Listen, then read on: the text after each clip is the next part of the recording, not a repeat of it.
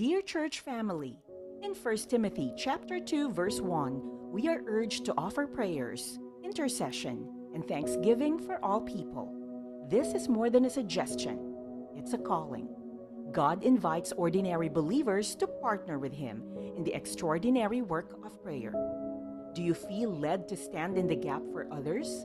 To pray for our church, our leaders, and those in need? If the Lord is stirring your heart, we invite you to serve as a prayer intercessor in our online prayer ministry. Through this ministry, you'll be part of a team that faithfully lifts up the needs of others, believes in God's promises, and brings hope through prayer. If you feel led to join, please contact Pastora Agnes Grace Quezon and Pastora Winnie Roque. We'd be honored to pray with you and welcome you into this calling. Let's be a church that makes a difference, one prayer at a time.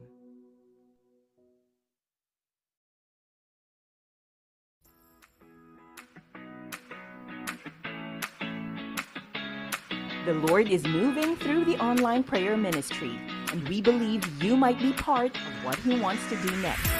We are currently looking for passionate and willing volunteers to serve in the following areas: content creators, digital editors, worship singers, musicians, prayer intercessors.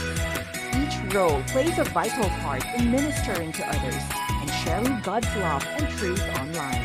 Whether you create, edit, sing, play, or pray, your gifts matter. And when offered to the Lord, they can reach hearts, change lives, and bring glory to His name. Is God calling you to serve in this season?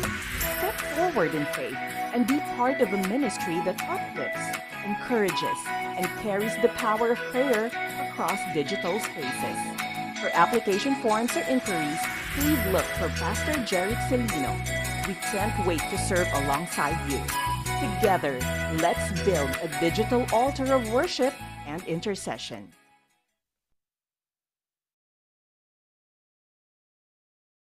Hey everyone, good evening. I just want to welcome you all as we come together to worship. But before we begin, I want to remind us of a powerful truth from the book of Romans chapters 8 verse 31 that says, "If God is for us, who can be against us?"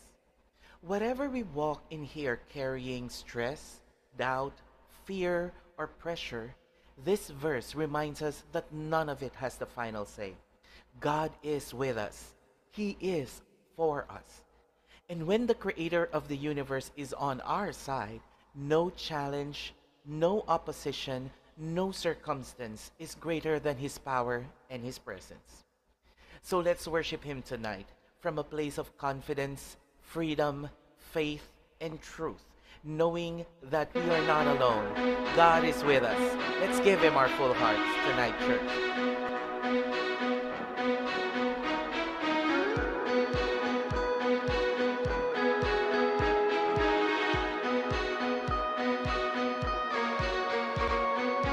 Water you turn into wine, open the eyes of the blind. There's no one like you, none like you. Into the darkness you shine, out of the ashes we rise. There's no one like you, none like you. Our God is greater, our God is stronger. God, you are higher than any other. Our God is healer, awesome in power. Our God, our God. Together, church, let's declare the awesomeness and greatness of our living God. Into the darkness you shine, out of the ashes we rise. There's no one like you, none like you. Our God is greater, our God is stronger. God, you are higher than any other. Our God is healer, awesome in power, our God, our God. Our God is greater, our God is stronger. God, you are higher than any other. Our God is healer, awesome in power, our God, our God.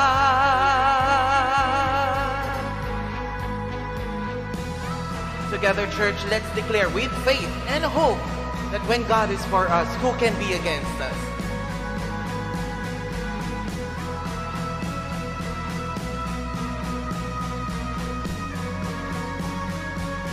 And if our God is for us, then who could ever stop us? And if our God is with us, then what can stand against? And if our God is for us, then who could ever stop us? And if our God is with us, then what can stand against?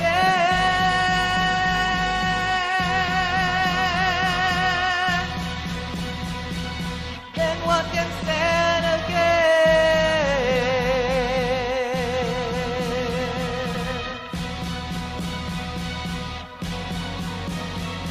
Our God is greater, our God is stronger.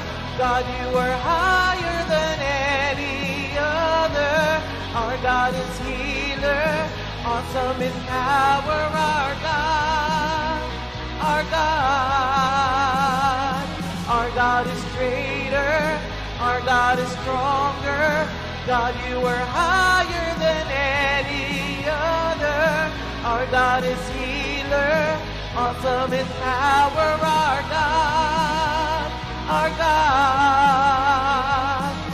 And if our God is for us, then who could ever stop us? And if our God is with us, then what can stand against? And if our God is for us, then who could ever stop us?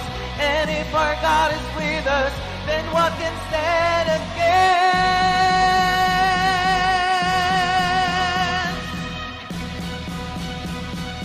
Then what can stand against?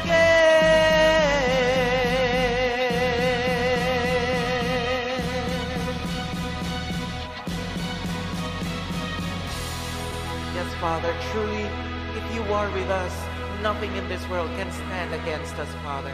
You are with us. You are in our hearts. You are in our lives. And for tonight, Lord, we pray, open our hearts, our minds, our souls, our spirit, to once again enter into your presence with thankfulness, with gratefulness, with rejoicing.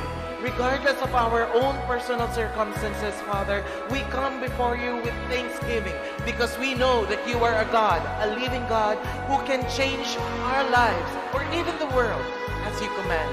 Father, please prepare our hearts, our minds, and our souls as we come before you, learning you, searching you, Father, eating the words that's coming out from your mouth, Father. We praise you and we glorify you. In the mighty name of Jesus alone we pray. Amen.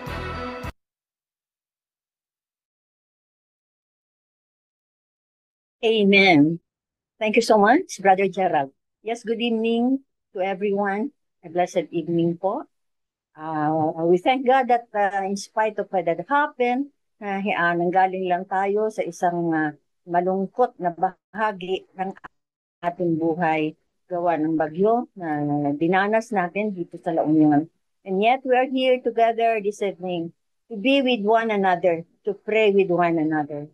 And for our devotion tonight, a message of hope and comfort for those facing great loss.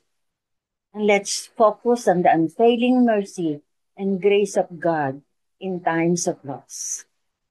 Tonight, let us take a moment to gather our hearts, even in the midst of pain, sorrow, and loss.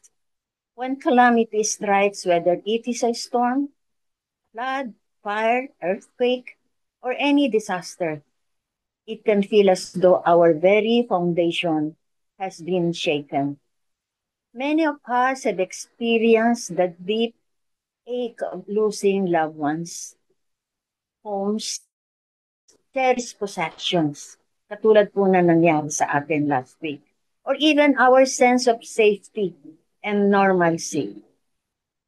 Such losses are overwhelming, and it is normal to feel sadness, confusion, o kung minsan, moments of doubt.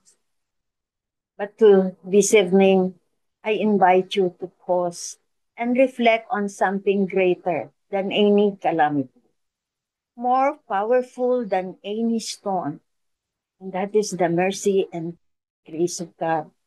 These are not just words, but living realities that that offer hope, comfort, and restoration, even in our darkest hour.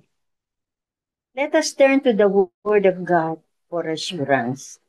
The Bible is full of stories and promises about God's mercy and grace. And let's consider Lamentation, chapter 3, verses 22 to 22. And it says, because of the Lord's great love, we are not consumed, for his compassions never fail. They are new every morning. Great is your faithfulness. Amen. What an encouragement from the Lord. And Romans chapter 8, verses 33 to 39 reassures us, for I am convinced that neither death nor life, neither angels nor demons, neither the present nor the future, nor any powers, neither height nor depth, nor anything else in all creation will be able to separate us from the love of God that is in Christ Jesus, our Lord. Just like what the worship song that Gerald sang tonight. He is great and he is greater above everything. Let's study the nature of God's mercy. God's mercy is his compassionate love, his willingness to reach into our pain and offer us comfort, healing, and forgiveness. When we feel lost, broken, or overwhelmed by circumstances, God's mercy is there to hold us up. In fact, Prophet Jeremiah wrote lamentation during time of great national tragedy. He witnessed the destruction of his beloved city, Jerusalem, and the suffering of his people. Yet in the middle of his sorrow, he remembered God's unfailing love and mercy. Jeremiah's words remind us that God's compassion does not run out. Hindi po nauubos, no matter how bleak things may look. Kung man po ang sitwasyon natin, madilim pa sa kapaligiran, wala pa pong kuryente sa paligid. Hindi pa natin alam kung saan tayo kukuha ng pang-repair ng bahay. God's compassion will help us rebuild ourselves again. Mercy in our moments of loss. When we lose someone we love, a parent, child, spouse, friend, the pain can be crushing.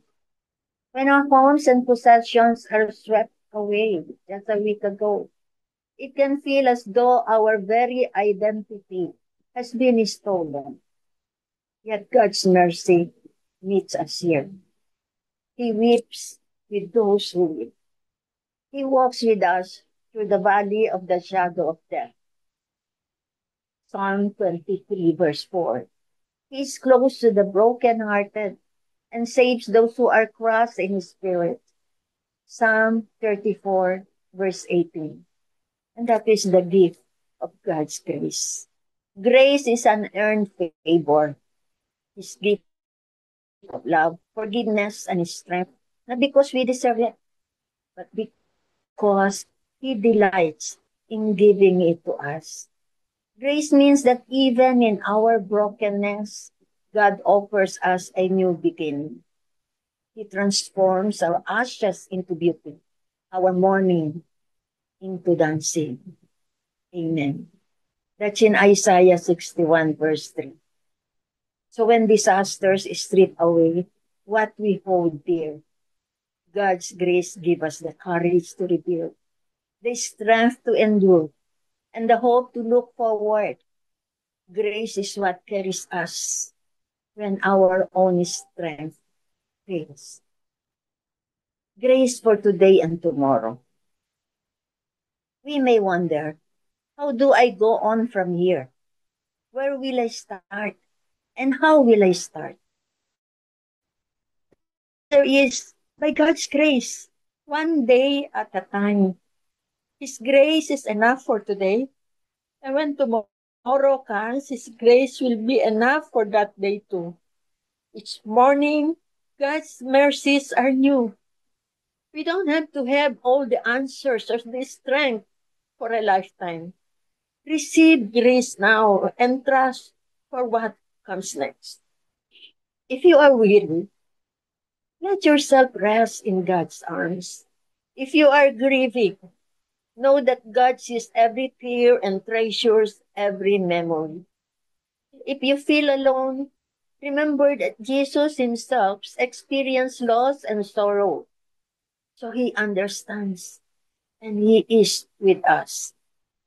You may feel that your prayers are weak or your faith is small. But God's mercy and grace are not dependent on your strength, on my strength. They flow from His loving heart, even a whisper of hope. A single prayer is precious to Him. Brothers and sisters all over the world right now, people have faced calamities and unimaginable loss. And God has met them in the rubble, in the silence, after the storm, in the loneliest of nights. Time and again, survivors recount how in their darkest moments they experience God's presence in unexpected ways. A stranger's kindness, a word of encouragement, a timely provision, or simply a sense of peace that defies understanding. If we look back, even now, you may notice small signs of God's mercy and grace at work. Perhaps in the meals you receive, the provisions that we receive every day, the prayers of friends, or the strength you found to get up and face another day. These are not accidents, my brothers and sisters. They are reminders that God is near, a call to hope. It is easy to look at what has been lost and feel hopeless. But God invites us to lift our eyes and see what He can restore. Just look at Him. Focus on Him. Our homes and possessions may be gone, yes. But my dear brothers and sisters, our souls are held secure in His hands. Our loved ones who have passed are not forgotten or lost forever. By faith, we trust that God will one day reunite us, where there is no more sorrow nor pain. Hope is not ignoring our pain or pretending that everything is fine. Hope is choosing to believe that God is not finished yet with our story. He still has plans for your good, for my own good, to give us a future and a hope. And that we can find in Jeremiah chapter 29, verse 11. And as we walk through this difficult season, cling to these truths, encouragement that will serve as an encouragement for the journey, for our journey. God's mercy never fails. He is compassionate and faithful, even when life is not. God's grace is enough for you. He will carry you, strengthen you, and help you rebuild. You are not alone. We are not alone in the darkness. The Lord is near to the brokenhearted and will not abandon us. There is hope even after loss. Remember, God can heal, restore, and bring new beginnings. Reach out to others for support. Share your burdens with friends, family, or your church community. Let people pray for you and walk with you. Sometimes, God's mercy and grace comes through the hands and hearts of those around us. If you are struggling today, which I'm sure we are, remember God's mercy and grace are not just for the one who appears strong, but especially for the weary, the grieving, and the brokenhearted. You don't have to face this journey alone. God is with you, and He will never let you go. Each new day is an opportunity to experience His love afresh. May you feel God's gentle arms around you, lifting you up, comforting you, and giving you the courage to hope again. Hold on to His promise. Even in loss, there is life. Even in darkness, there is light. Because God's mercy and grace will never fail you. Let us pray. Let's bow our heads and pray. Heavenly Father, you see each hurting soul here today before you. You know our pain, our questions, and our fears. We come to you just as we are broken, grieving, and in need of your comfort. Pour out your mercy and grace upon us, O Lord. Remind us that your love never fails and your compassion knows no end. Give us strength for today and hope for tomorrow. Heal our wounded hearts and help us trust you even when we do not understand. Bring peace to our spirits and surround us with your presence. Help us to see signs of your mercy even in small things and to believe that you will restore what has been lost. We thank you, Lord, that nothing can separate us from your love. Carry us through this storm and help us rebuild our lives on the solid rock of your faithfulness. We praise you, O Lord God, and we worship you. On all these prayers we say, in the mighty name of our Lord Jesus Christ. Amen and amen. Amen and amen.